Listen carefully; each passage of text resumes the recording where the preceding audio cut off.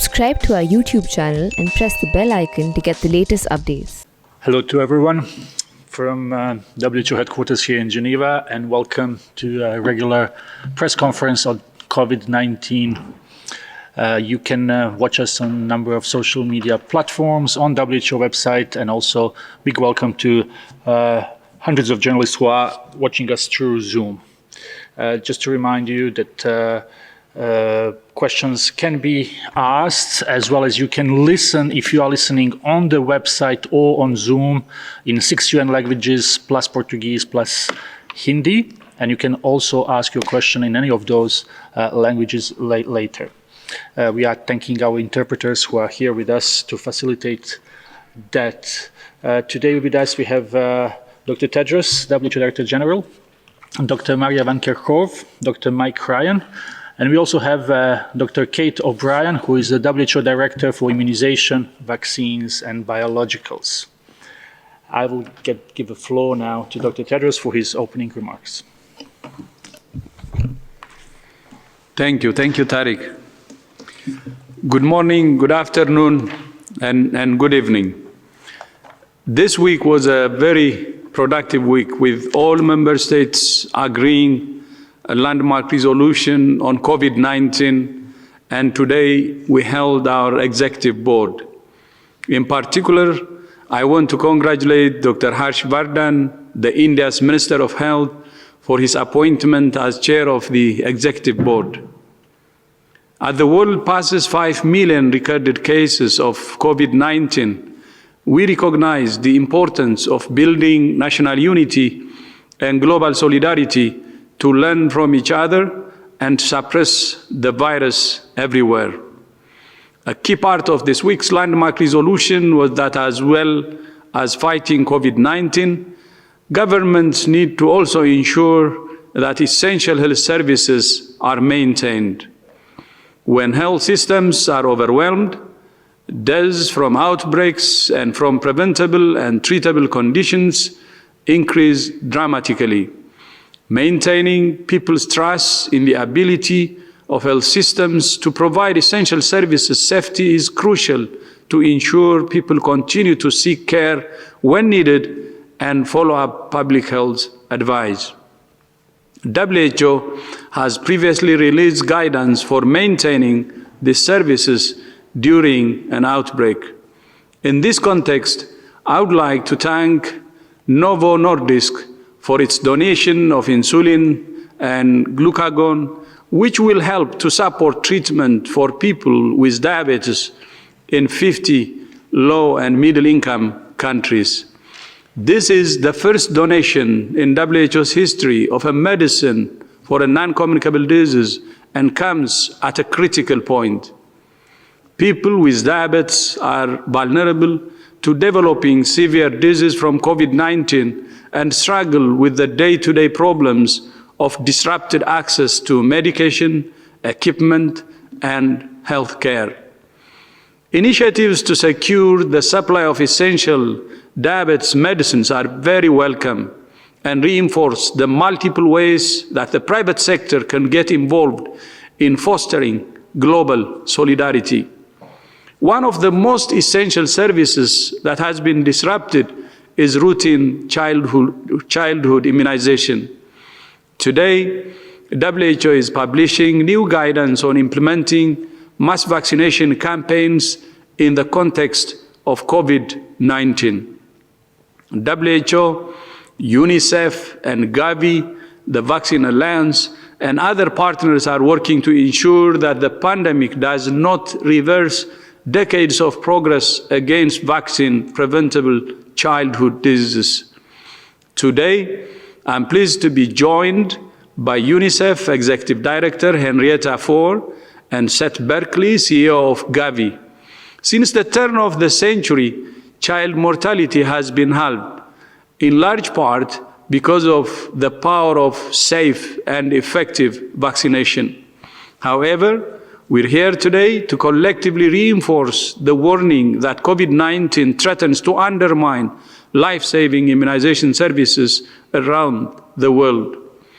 This risks putting tens of millions of children in rich and poor countries at risk of killer diseases like diphtheria, measles, and pneumonia. As the world comes together to develop a safe and effective vaccine for COVID-19, we must not forget the dozens of life-saving vaccines that already exist and must continue to reach children everywhere. Initial analysis suggests the provision of routine immunization services is substantially hindered in at least 68 countries and is likely to affect approximately 80 million children under the age of 1 living in these countries. Any suspension of childhood vaccination services is a major threat to life. WHO is working with governments around the world to ensure supply chains remain open and life-saving health services are reaching all communities. The epidemic of misinformation has also harmed vaccination in recent years, and we call on everyone to do more to prevent rumors and pseudoscience from undermining public health efforts that save millions of lives.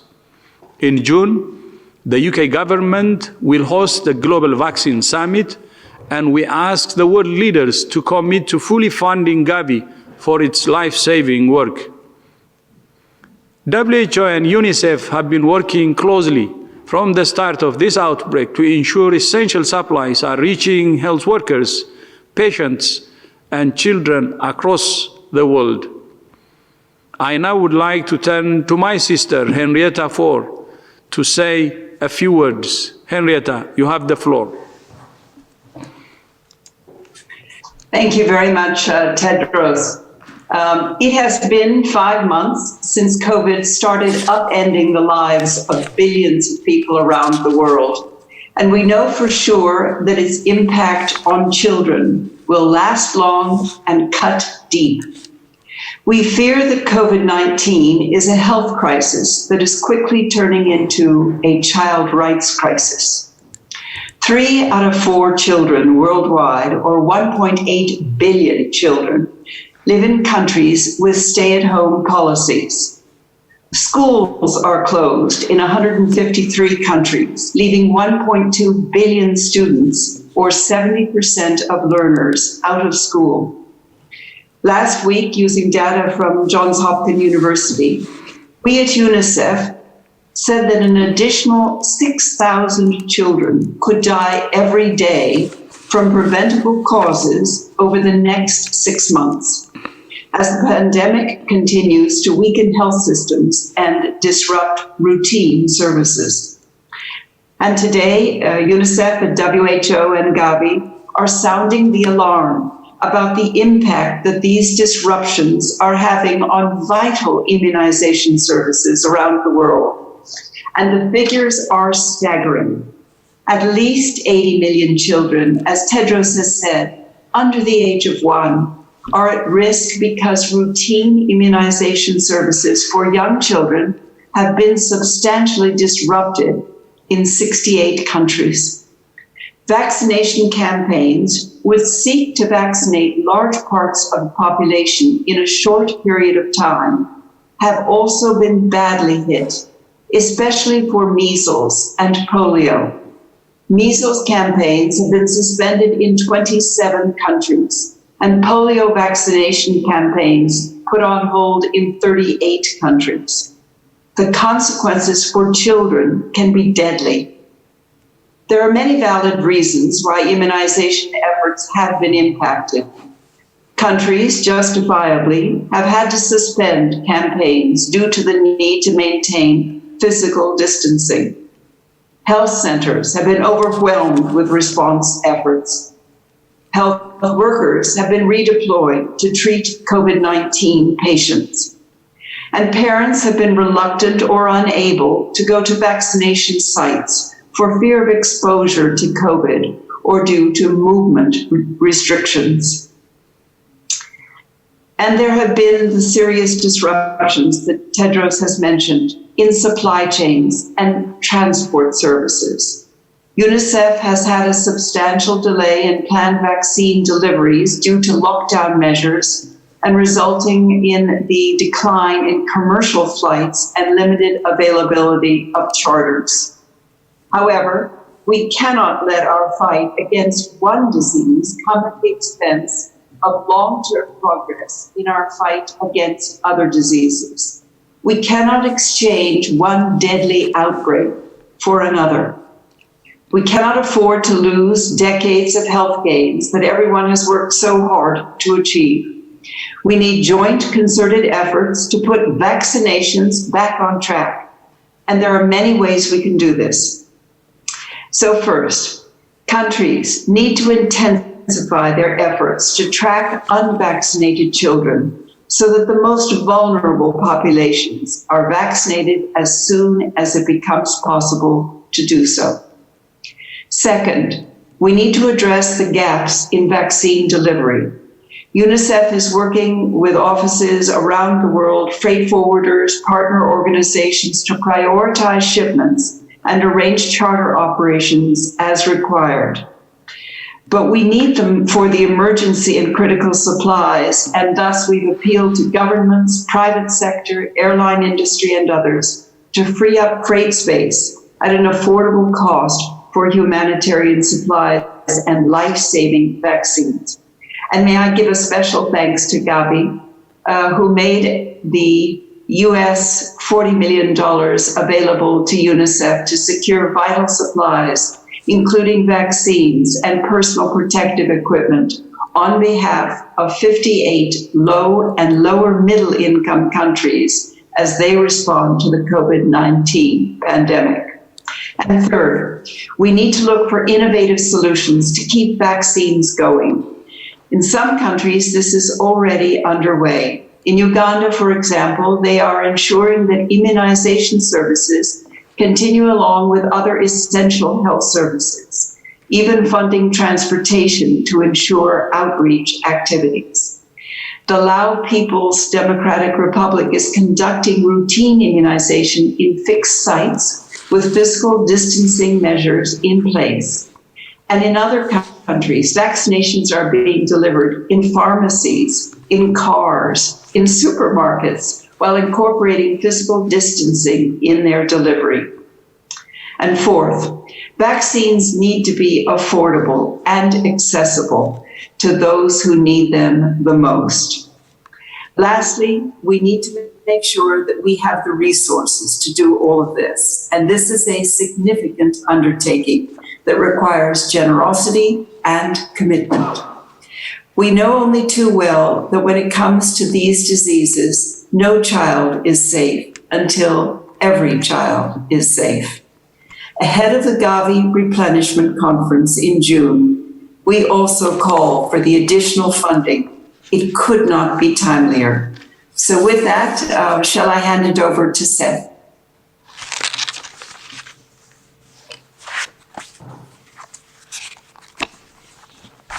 Yes, thank you. Thank you, Henrietta. And I now want to turn to Seth. Please, Seth, you have the floor. Thank you, Dr. Tedros, for inviting me to be here today and for your strong support for immunization always. And thank you, Henrietta, for that opening statement, for your strong support and all the work that UNICEF is doing for this.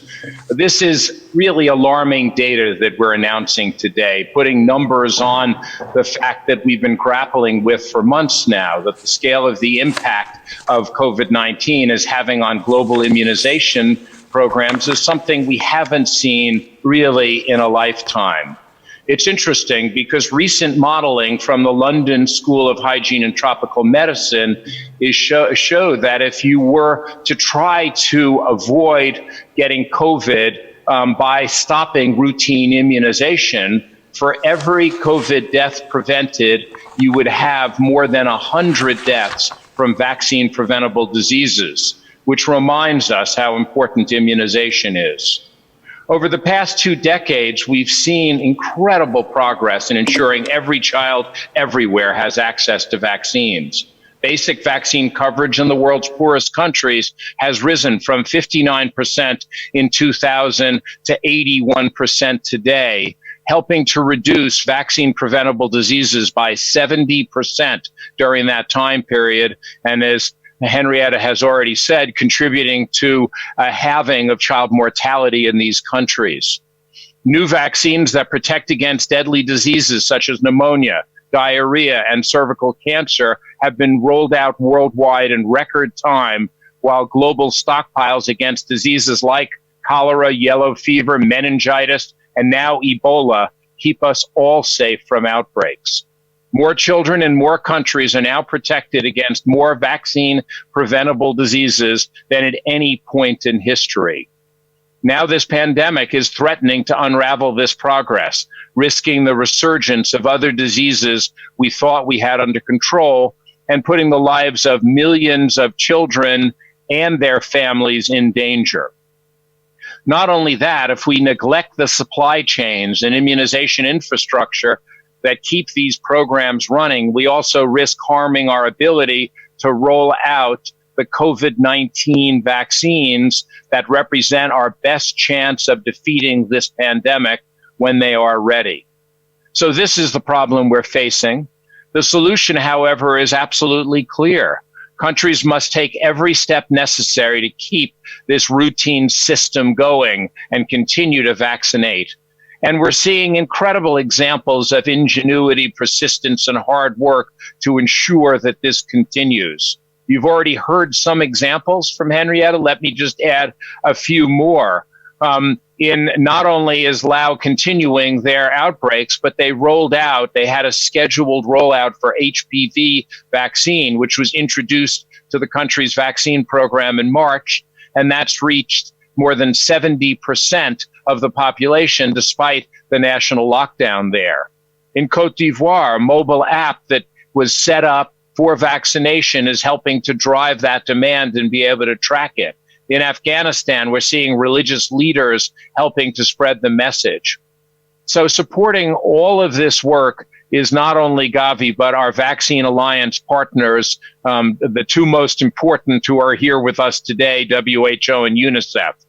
We are continuing to help fund the vaccines, the cold and supply chains, and the wider health systems needed for routine immunization and keeping primary health care going.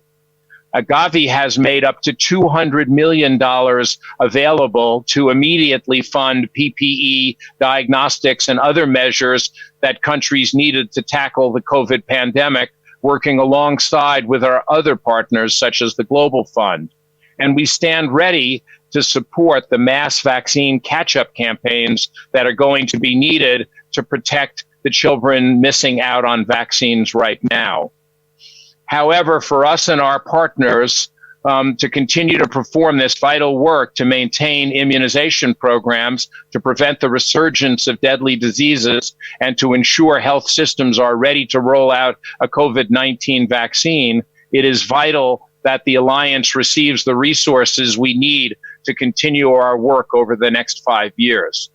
That is why the Global Vaccine Summit hosted by the UK in 2 weeks' time is a pivotal moment. We're asking for at least $7.4 billion for the next 5-year period, 2021 to 2025. That's enough to vaccinate 300 million additional children, preventing at least another 7 million deaths. We've already received substantial pledges from the UK, the US, Norway, Germany, Canada, Italy, Japan, Saudi Arabia, Spain, and numerous others. For this, we're profoundly grateful. But in 2 weeks' time, we need the rest of the world to come together to meet our target so that children and their families and countries, no matter where they are born, can continue to live healthy, successful lives free from these terrible preventable diseases. So with that, Dr. Tedros, let me turn it back over to you.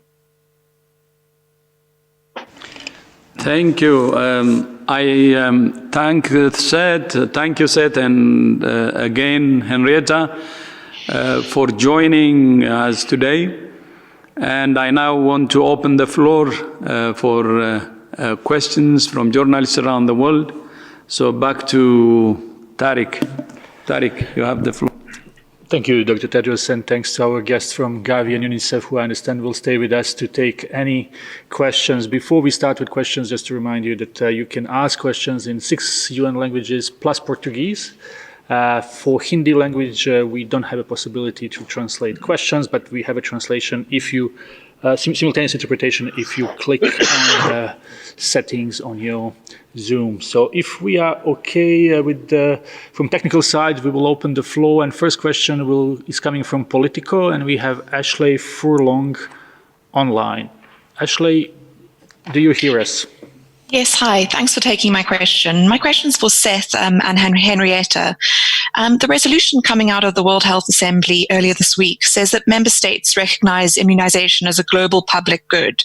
Now, obviously, this is quite an academic term, and there are debates around exactly what that means. I would like to know from you what you see it to mean, and whether you think it has any concrete implications.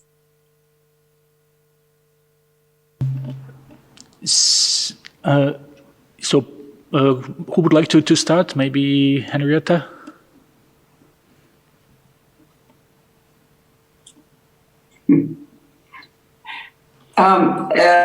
Thank you very much. So, one of the things that we are trying to say to countries is that be prepared, be innovative, think of vaccines as an investment, that it is smart, that it is strategic, but that it is also an obligation for children. So what we worry about most are the countries that are very poor, and we worry most about the poorest households in every country, and we worry about girls. So as you think about where we need vaccines and how broad it should be, this is our focus and intent and need as a world. Seth, over to you.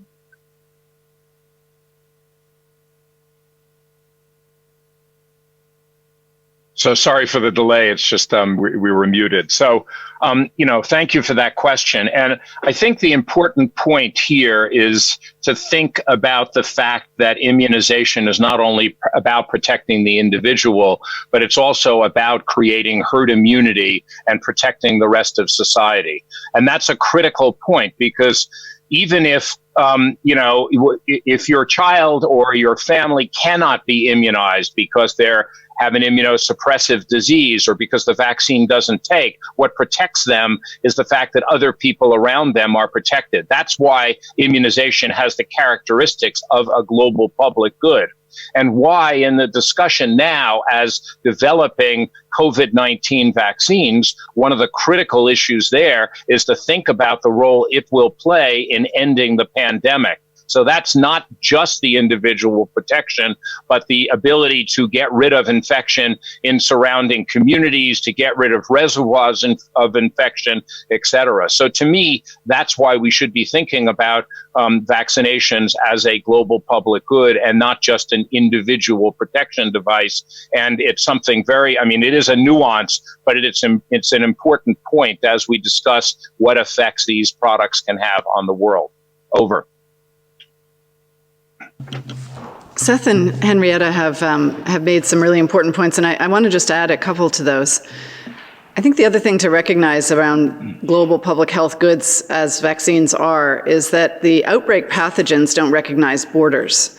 And although one country may be able to vaccinate a high proportion of individuals and in fact even induce herd immunity in the country, transmission of pathogens cross borders and mean that we're all at risk when any country is at risk. And as we say, especially for measles, which is one of the most transmissible pathogens, is that measles anywhere is measles everywhere. And when we have measles anywhere, it means every country must continue to immunize and immunize at the rate that it does protect every individual in the community. And so we can't protect from pathogens, from germs crossing our borders.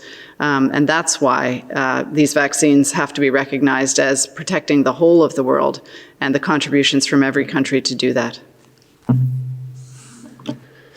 Thank you very much for these answers. Now we will go to next question that comes from Jamil Chad from the press corps here in Geneva, who is covering for Brazilian media. Jamil, can you hear us?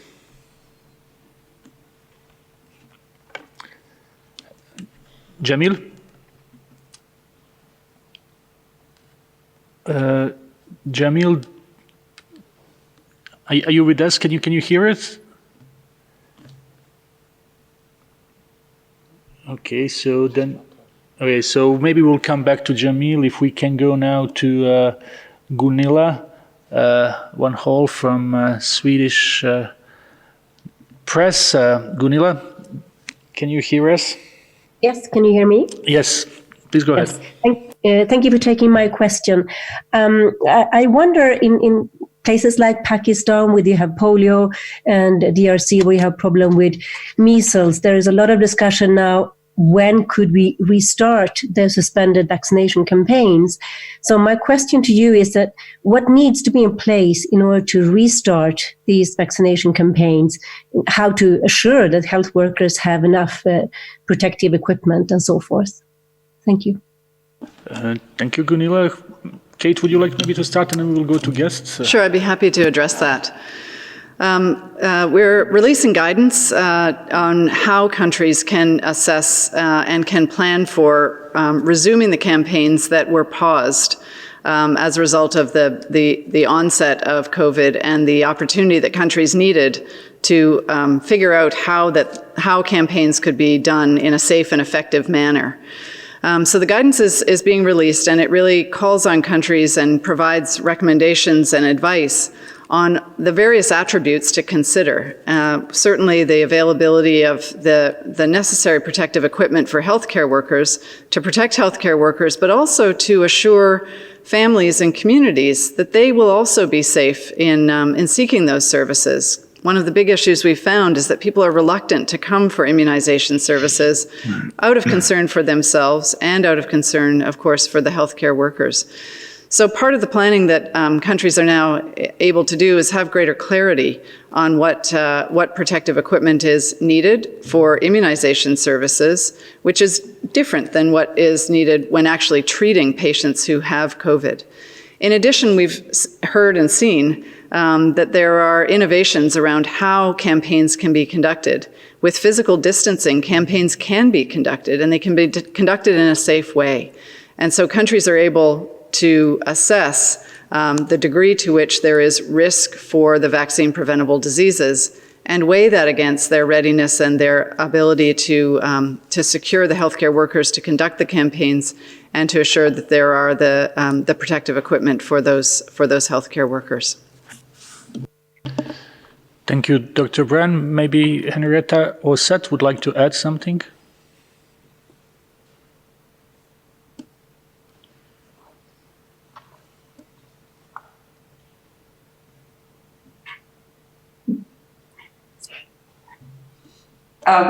So may I just add that to Kate's very good points, there are some countries that have large populations of unimmunized children.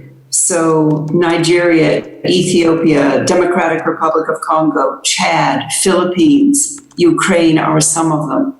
So those would be countries that would want to really think about the planning for how they can restart their campaigns.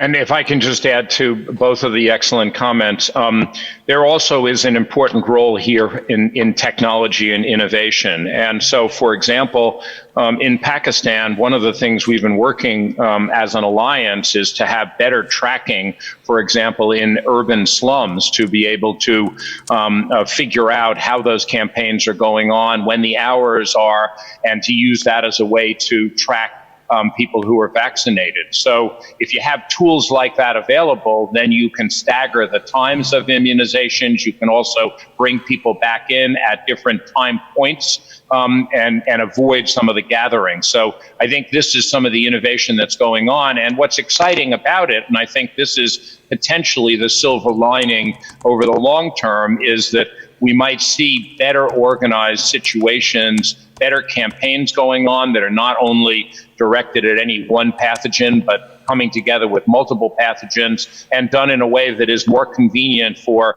particularly women who obviously are major caregivers in terms of being able to do that at a time that's appropriate. And so these are things that can be done over time, and hopefully as we get back to normalcy, we'll be able to not just go back to where we were, but perhaps go back even better as a set of tools to do this. Over.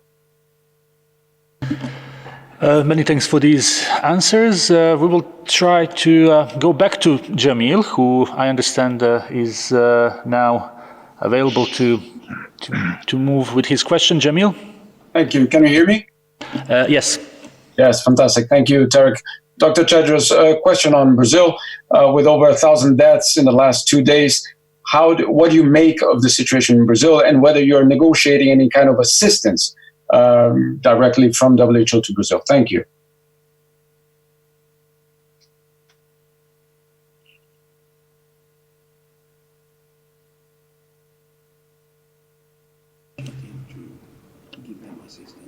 Which country did I miss? Oh, Brazil. Sorry, I missed the country. Sorry, I heard the question. so many countries.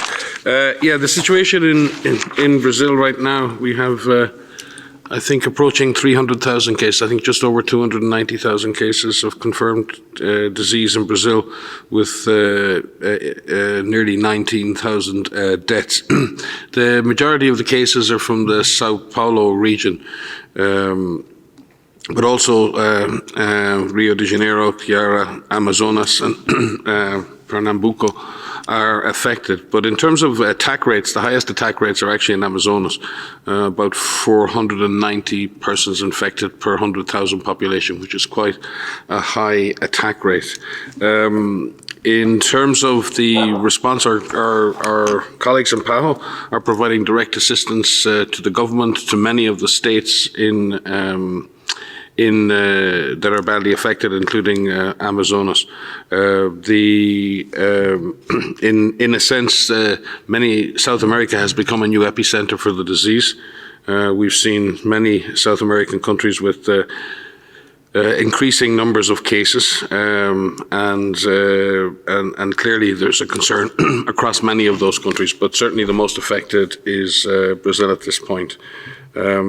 We also note that the government of Brazil has approved the use of hydroxychloroquine for broader use, but we do point to the fact that our current clinical and systematic reviews carried out by the Pan American Health Organization and the current clinical evidence does not support the widespread use of hydroxychloroquine for the treatment of COVID-19, not until the trials are completed and we have clear results. I think I'd also like to point out something that Mike touched upon is the disproportionate risk that we see of vulnerable populations for COVID-19. We're seeing this across a large number of countries. All countries have vulnerable populations, and we are seeing a greater impact in terms of disease severity, poor outcomes in groups that are vulnerable. And a lot of this has to do with underlying conditions in these groups, access to care. It highlights the inequalities that we see in vulnerable groups. And I want to highlight that there are vulnerable groups in every country. And so we need to work even harder to ensure that all people have access to healthcare, that all people have access to testing, to information, and so that we could prevent as many severe infections and deaths as possible. Many thanks. Next question is from Today News Africa and Simon Ateba.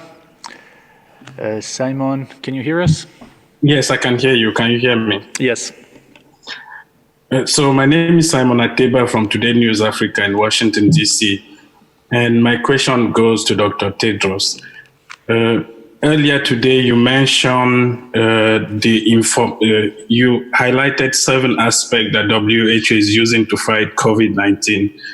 And one of them was information, the fight against fake news. And you said we have worked with multiple partners, including Facebook, Google, Instagram, LinkedIn, and all the rest.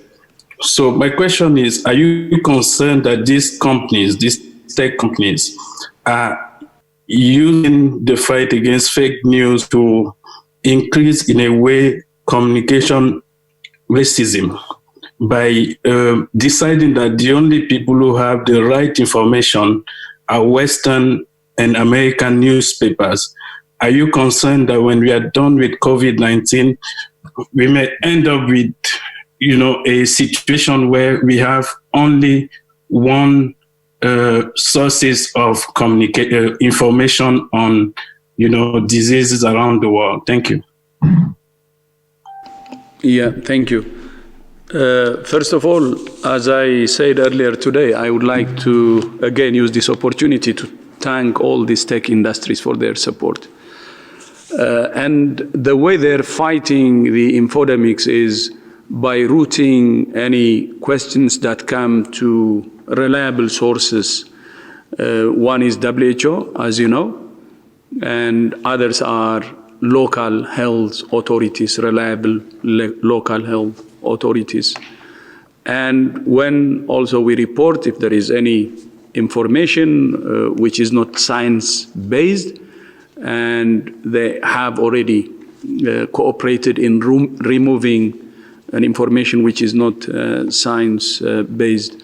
So this is the way they're operating. And we believe that channeling people to WHO website or reliable local health authorities is actually the right thing to do so that people can get the right information. As you know, in addition to that, we have started a WhatsApp application. And in just a few weeks, as soon as we started, millions have joined.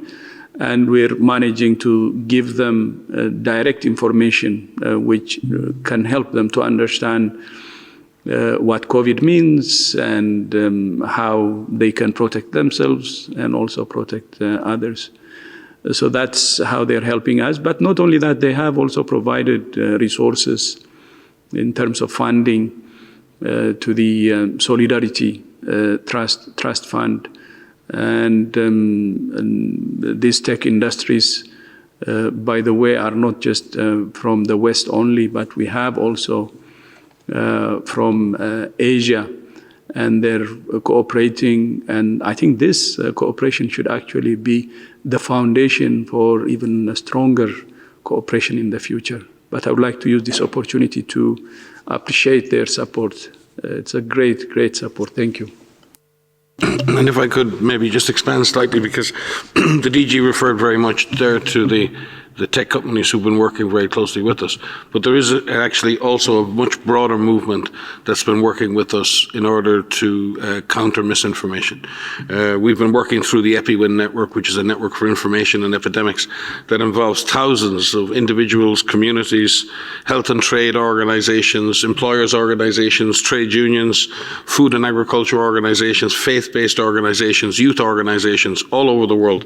And we've been engaged directly with them in promoting health, tracking the infodemics, picking up from them the questions they're getting from their communities, and directly addressing and engaging on the difficult questions and sometimes the complex questions that different communities are asking, because we have to recognize that each community, be it geographic, be it ethnic, be it based on interests, be it age, have different concerns at different times and ask questions and need information presented to them in different ways. And we've really worked hard at WHO to move away from the static guidelines approach and producing one-size-fits-all for information and becoming much more dynamic in our direct engagement with people's concerns. And it's to the great credit of the many partners who work with us and many of our internal staff who, science isn't just about lab science. Science isn't just about equations and algorithms. Social science is about understanding social dynamics, understanding messaging, understanding human communication. And that form of science is proving just as important in the fight against this pandemic as is the core vaccine science that Kate and other people lead. And balancing our ability to communicate effectively is equally the vaccine against bad information is good information. And in that, I think for the first time ever, this organization has produced over 130 risk communication products that are not in the form of guidelines. They're in the form of videos and animations, Mythbuster articles and infographics, living frequently asked questions that are updated on a minute-to-minute basis. So as soon as we detect particular questions being asked by the global citizens, we see those questions coming on the internet, we immediately develop answers to those questions. So rather than waiting 3 weeks for bad information to spread, we try to engage much more directly to amplify good messages. And we've had, I think at this stage, over 60 global webinars with thousands and thousands of participants where we sit and we answer questions to different communities all over the world. So it's not just using tech, we're engaging also directly using technology with many communities around the world directly. I'd just like to add, just short, I was going to say what Mike was saying. I had my notes in front of me. It's perfect. But just also to add, no, it's perfect. Also to add that not only are we talking to the tech industries and the companies, and we're talking to you. You know, we sit here 3 times a week. We're talking directly to you, answering your questions directly. We're doing Facebook Lives and Q&As and TikTok, and I'm not going to name all the right companies. But the point is that we're not only talking out, we're listening. Getting the answers, getting these myths, looking at what people are concerned about and hearing directly from individuals helps us to tailor the approach back. And we will continue to do that. We will continue to sit here and answer your questions. We will do this at the headquarter level, at our regional office level, at the country office level to ensure that you have the right information. And to say that science isn't static. This situation isn't static. It doesn't stand still. We are constantly learning. We are constantly updating our information and our advice, and that's a good thing. That's a positive thing. Because if we stayed still, we wouldn't be able to pull together this growing knowledge that all of you are contributing to helping to fight this global pandemic. Many thanks. Next question is from Michael Bosurkiv, who is a contributor to CNN. Michael? Can you just unmute yourself? Yes, please. Yeah, thank you for taking my question. This is a topic very dear to my heart, immunization, having worked on many campaigns around the world. A question for Madam Executive Director and perhaps Dr. Kate.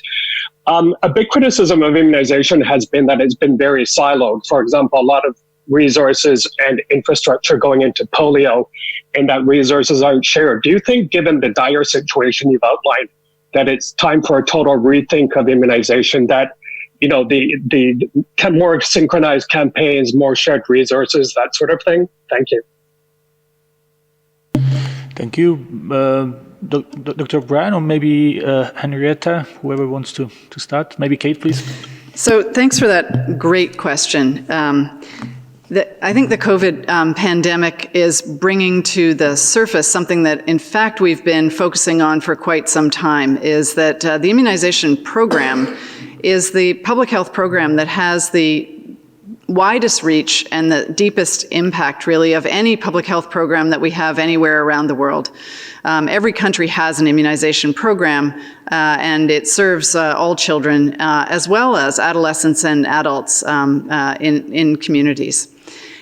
And because of this is the way that we can also layer on other interventions, and we can link up with other interventions. And in fact, vaccination campaigns are now integrated across not just vaccines, different vaccines being given in campaign mode, but with non-vaccine interventions, deworming, vitamin A, and we're looking for more and more ways that the immunization program can integrate more deeply and can actually be some of the leading edge of growing even further primary health care services. So this is definitely, I think we're all in the field of immunization seeing that there is no going back. There is no pre-COVID world that we're going back to.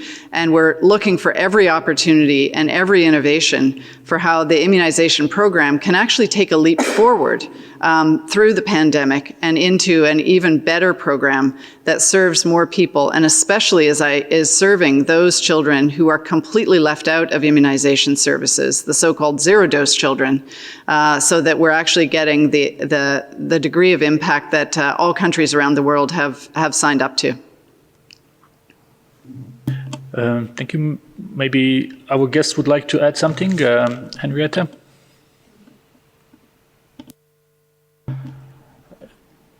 Please unmute. There. Now it's okay. Oh, good. Thank you very much. Yes, so to add to Kate's comments, Michael, you're onto just the right issue, which is how do we use these resources in the field? The polio workers have been trained really well.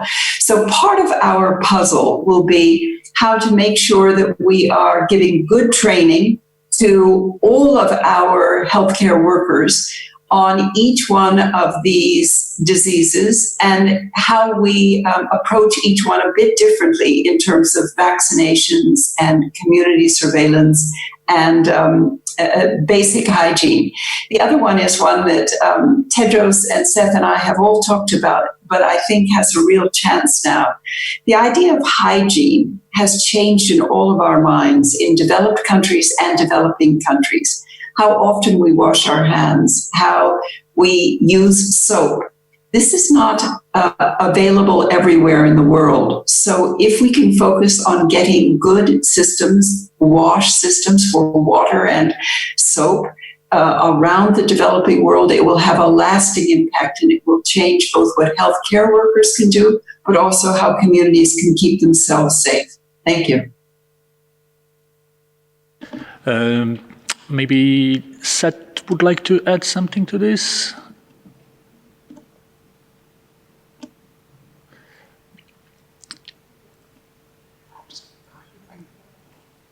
So maybe we will move on, and if Dr. Berkeley wants to add something later, we will come back. We can't hear you. Do you want to add something to this question? Yes. So finally, you. Sorry, I was on mute. I just want to add something to what both of my colleagues have said, and I want to go back to what Kate said about the zero-dose child, and that's a really important concept. We know that with routine immunization, we reach about 90% of children in the world with at least one dose.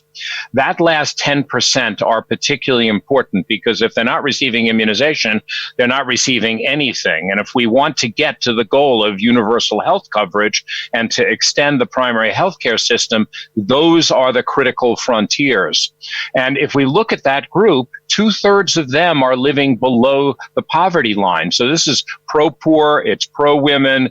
And the reason I wanted to bring that up is it's a mindset shift, because let's just say you're looking at bed nets for malaria, which is about 45 to 50% of the world that needs them is covered. Let's say you want to add 10 additional percent. You can go to the easy ones and add 10%, which will save lives. But if you go to the place where the zero-dose children are and we join together, those children are more likely to not just get malaria, but if they get it, they're more likely to die because there's no treatment. So if we can bring to these situations a collection of interventions and most importantly, plug them into a primary healthcare system, we then get to our universality. And that's going to be critical also for global health security, because it's those health workers, that system that is going to be there if outbreaks start in those settings. So this really is part of a mindset shift that has to happen. Over. Thanks for these answers. Now we will try to get to a journalist from Uganda. We have Pamela Mawanda online. Pamela, can you hear us? Yes, I can hear you. Thank you, Tariq. My question is, when we look at the number of COVID-19 cases in Africa, they seem to be on the rise, and so are the deaths. But some countries like Uganda seem not to have any deaths. While the number of cases are rising, the deaths are being reported. And I'm wondering, might you have a reason for this? Is it because the country has a better health system? Or is it because due to its experience handling disease outbreaks? Thank you. I think you are right. The situation in African countries is actually quite varied. I think in the last week, about 9 countries have experienced an increase of 50% or more in cases. And actually in the last week, 4 countries have had over 100% increase in cases. Other countries have seen a falling number of cases or are stable. So no more than in other parts of the world, we see a different pattern. What we haven't seen so far is very high number of deaths in any country. And that's to be, number one, really welcomed. And it's a credit to the systems in countries that they are picking up cases and are able to treat. Africa also benefits, as in much of the developing world. The median age, I think, in the African continent, 50% of the population are 18 or younger, and only 15% of the population are actually over the age of 18. And therefore, the age profile of the population, and if you look at the profile of high morbidity and fatality around the world, that profile has been very much in the older population. So the fact that there are a very low number of deaths may reflect that, but it doesn't in any way reduce the chance that the disease will spread. And within Africa, there are many, many highly vulnerable groups, particularly in refugee camps and others, and we need to see the impact of this disease in more vulnerable people. And we don't know what the impact of this will be in undernourished children with chronic malnutrition. We don't know what the impact of this will be in overcrowded refugee camps. So there's a lot still to be learned. And we've had surprises. And remember, in other countries, we've had, in some senses, the surprise of the impact in long-term care facilities. We've seen the impact in dormitories in places like Singapore. This virus can surprise, so we need to be careful not to make assumptions around that. But again, countries in Africa need to be commended for the rapid way in which they developed testing capacity, trained laboratory technicians. They've utilized their existing surveillance systems, including polio surveillance and surveillance system designed to pick up childhood illnesses. And they've adapted those to pick up early warning syndromic systems to pick up suspect COVID-19. And we've been working, as many other agencies have, with increasing capacity to treat cases. There are significant gaps in capacity in African countries for intensive care, for the ability to deliver medical oxygen, ventilation and others. And we're working with the EMTs network, we're working within the supply chain network task force, which Dr. Tedros initiated a number of weeks ago with WFP and with the Secretary General's office to increase supplies of vital medical supplies on the African continent. So yes, on the one hand, good news. The disease hasn't taken off in a very fast trajectory, but a concern. Some countries are accelerating in the number of cases, and yes, there are still many vulnerable people on the African continent. We will do everything in our power to support countries to reduce mortality in the coming months. Maria. Yes, a short comment to add is in that there are likely a combination of factors of why we would see a difference in mortality, as Mike has outlined. The proportion of those with underlying conditions, the age profile, but just a caveat, the deaths and the outcome tend to lag a few weeks in terms of what we know about the case numbers. So as we're seeing cases, there's usually about at least a 2-week delay to when we start to see mortality. We start to see deaths. So on the one hand, we could be seeing, that people are being identified earlier. You have testing capacities in place. The proportion of people that may develop severe disease could be lower because you have a younger age profile. You have fewer people with chronic conditions like diabetes or obesity or chronic heart disease. But it doesn't mean that we won't see that later. So we still must do everything that we can in every country, even countries that have been successful at suppressing transmission, that have seen a decline in cases. Every country right now still needs to be completely ready and vigilant to identify cases, to test those cases, to care for those cases in medical facilities or in facilities depending on their symptoms, to trace and find contacts, quarantine those contacts, keep your public engaged, keep informing them about what they need to do, ensure that hand hygiene is in place, and ensure that we have the facilities so people that can practice hand hygiene, that we or use an alcohol rub, practice respiratory etiquette. This entire comprehensive package has to be utilized by all countries continuously. So just a warning that we are seeing successes. We are seeing countries that haven't yet taken off, and that's wonderful. And we hope that that still remains, but we must remain vigilant.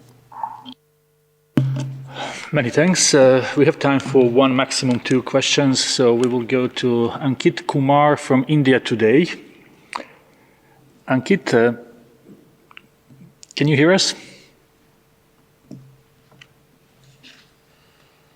Do we have Ankit Kumar online? You need to unmute yourself, maybe. Okay. Now we can hear you. Thank you for taking my question. My question is on the study published. Yes, can you hear me? Yes. Can you hear me? Yes, we can hear you. Sure. Journal today. Based on registry analysis, there were no visible benefit of either SGQ or chloroquine in hospital outcomes of COVID-19. While the study is based on retrospective registry analysis and is not on a prospective randomized trial, so it has a slight potential bias. But given where we stand today, what is your advice to the countries who are still using SGQs not only as a therapeutic, but also as a preventive measure for those at risk? Thank you. I think we've stated that before. There is, at the present time, there is no evidence from randomized controlled trials for the effectiveness of hydroxychloroquine or chloroquine in the treatment or prophylaxis against COVID-19. However, given some of the early data available on its use, the drug has been introduced to a number of randomized controlled trials, including the WHO Solidarity trials, in order to prospectively see what value the drug has. We know that a number of federal agencies around the world, a number of regulatory agencies, have issued warnings indicating that the use of the drug should be reserved, even when it is used outside clinical trials, for use in clinical settings under close clinical supervision because of the likely side effects, particularly in patients with severe COVID-19, where people have noticed the emergence of cardiac complications, including cardiac arrhythmias. So therefore, it would appear that the use of chloroquine or hydroxychloroquine in the case of COVID, reserve it for randomized trials where it is approved for emergency use in clinical settings under close clinical supervision because of its potential side effects. Ria? Thank you very much, Dr. Ryan. With this, we will conclude this press briefing. We again apologize to journalists who did not have an opportunity to ask questions this time, but we will see you again next week. We will send the audio file soon after. We will also have a transcript. So from my side, I wish also to thanks to our guests from UNICEF and Gavi. Sorry, I just wanted to make one point. We just wanted to express our sympathies with the people of Pakistan after the very devastating air crash today. I know an aircraft arriving in Karachi crashed on approach from Lahore. I have taken that airplane personally many times myself. So our condolences to the people of Pakistan and to all our colleagues there. Tazeet. Yeah, thank you. Thank you, Tariq. Thank you, Mike. I join Mike in expressing our condolences to the government and to the families of those who have lost their lives. And I would like to also thank Henrietta and Seth for joining us today and for your wonderful and very inspiring messages as always to both of you. And also our own Kate for joining us today. So thank you so much and see you next week and have a nice weekend.